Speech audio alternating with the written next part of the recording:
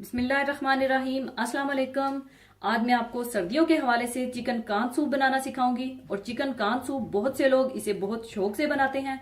और चिकन कान सूप ये basic Chinese soup है और इसे बच्चे भी बहुत शौक से पीते हैं।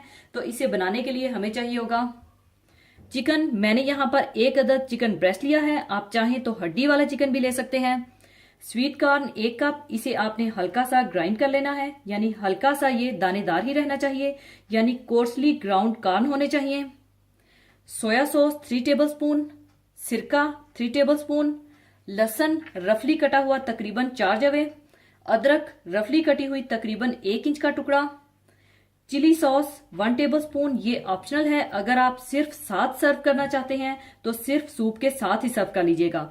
फ्रेश कुटी हुई काली मिर्चें 1 टीस्पून, 2 अदद चिकन क्यूब और नमक हस्बे जरूरत। नमक जरा एहतियात से कम ही डालिएगा क्योंकि हम इसमें सोया सॉस और चिकन क्यूब भी डाल रहे हैं जो कि ऑलरेडी सॉल्टेड हैं। लौंग 4 अदद, मोटी बड़ी इलायची 1 अदद, 1 अदद दालचीनी का टुकड़ा और 2 अदद हरी मिर्चें, ताकि इसमें गरम मसाला और हरी मिर्चों का एक अच्छा सा टेस्ट आ जाए। और एक छोटी हरी प्याज यानी कटा हुआ एक छोटा स्प्रिंग अनियन और 2 टेबलस्पून कॉर्नफ्लोर, या जितना आप सूप को गाढ़ा करना चाहते हैं उस हिसाब से ले लीजिएगा। और 1 अदद अंडा चाहिए होगा और 1.5 लीटर पानी चाहिए होगा।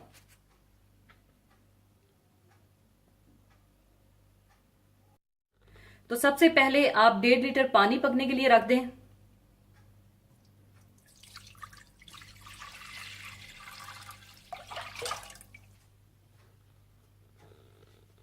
इसमें चिकन क्यूब डाल लें और साथ ही आप चिकन ब्रेस्ट, मोटी बड़ी इलायची, दालचीनी और लौंग और हरी मिर्चें डाल दें। और साथ ही आप इसमें लहसुन और अदरक डाल दें और इसे 10 से 12 मिनट के लिए हल्की आंच पर पकने के लिए रख दें।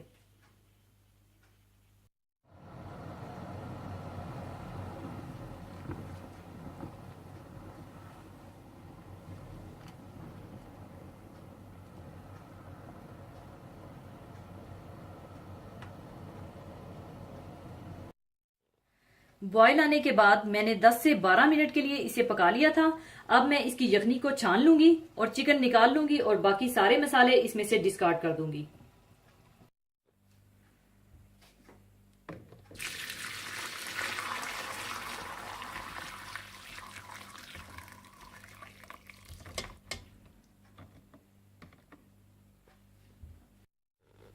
और चिकन को आप निकाल लें और ये मसाले आप डिस्कार्ड कर दें और यखनी को आप दोबारा देचकी में डाल दें।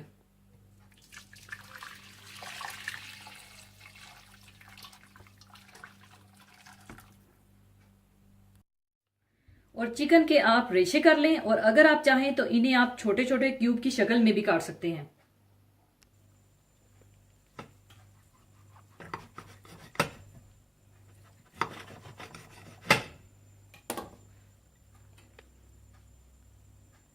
इस तरह से आप छोटे छोटे रेशे कर लें।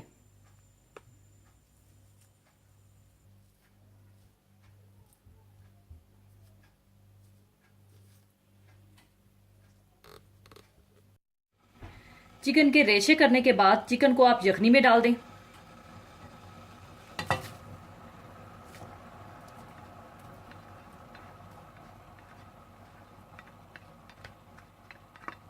और साथ ही आप स्वीट कॉर्न भी डाल दें।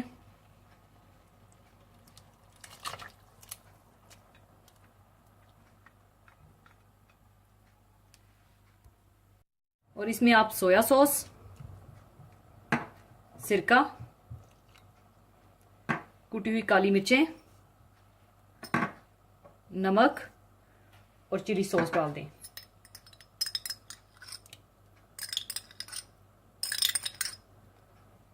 और अच्छी तरह से मिला लें।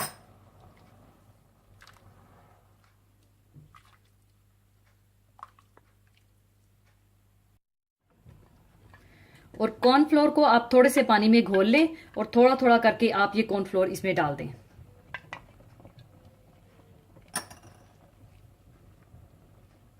इस तरह से साथ साथ चम्मच भी चलाते रहें।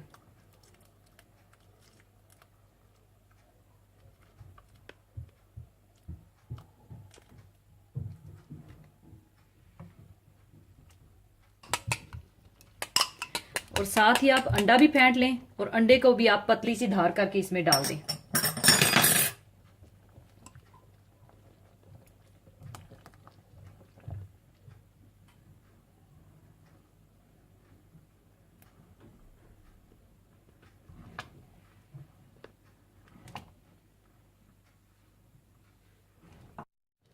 और साथ ही आप स्प्रिंग ऑनियन भी डाल दें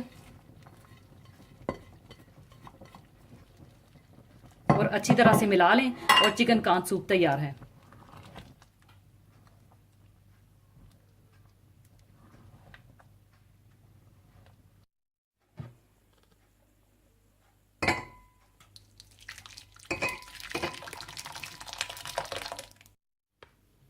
और अगर आप चाहें तो ऊपर चिली सॉस डाल दें।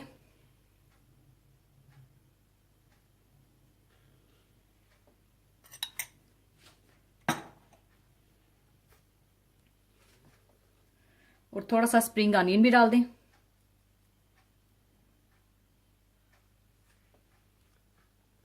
लीजिए, चिकन कान सूप तैयार है। जरूर बनाइएगा। और जाने से पहले एक हदीसे पाक शेयर करना चाहूंगी। हदीसे पाक इस तरह से है। हजरत सफवान रजी अल्लाह ताला अन्हो से रवायत है कि रसूलुल्लाह सल्लल्लाहु अलैहि वसल्लम से किसी ने अर्ज किया, क्या मोमिन बुज़दिल हो सकता है? आप सल्लल्लाहु अलैहि वसल्लम ने फरमाया, हाँ। फिर अर्ज किया, क्या मोमिन बखील हो सकता है? आप सल्लल्लाहु अलैहि वसल्लम ने फरमाया, हाँ। फिर अर्ज किया गया, क्या मोमिन झूठा हो सकता है? आप सल्लल्लाहु अलैहि वसल्लम ने फरमाया, नहीं। यानी झूठ के मानी गलत बयानी के हैं और ये नहायत ही बुरा फेल है।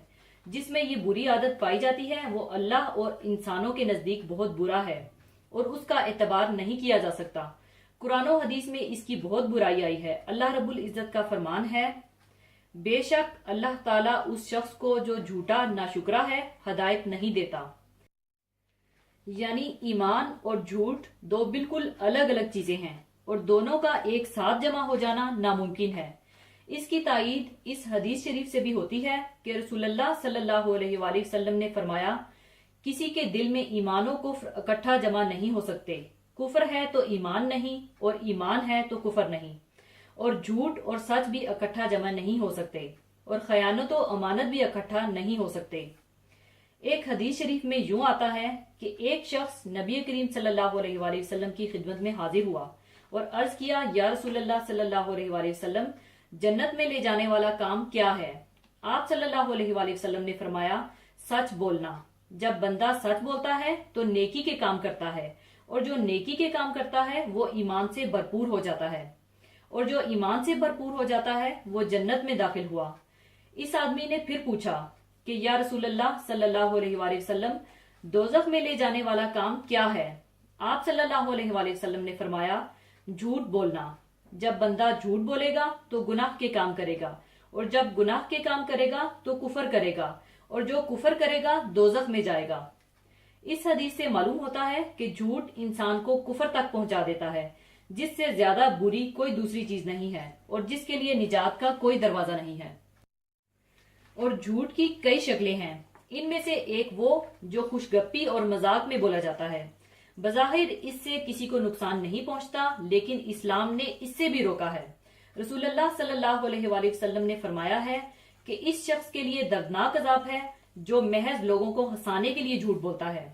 झूठ की एक सूरत ये होती है कि छोटे बच्चे को बहलाने के लिए वालिदैन इनसे झूठे वादे कर लेते हैं और समझते हैं कि वो बच्चा इन वादों को थोड़ी देर में भूल जाएगा, और अक्सर होता भी यही है। लेकिन इस्लाम ने इस झूठ की भी इजाजत नहीं दी है, वरना बच्चे के दिल से झूठ की बुराई निकल जाएगी। आज हमारे दिलों से इस बुरे काम की बुराई बिल्कुल निकल गई है।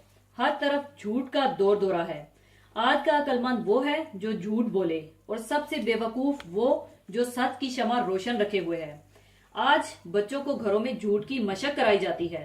अब्बा खुद घर में बैठे हुए हैं और कोई फोन आ जाए या कोई वाकिफ घर पर आ जाए तो एक मासूम बच्चे से कहा जाता है कि मना कर दो कि अब्बा नहीं हैं।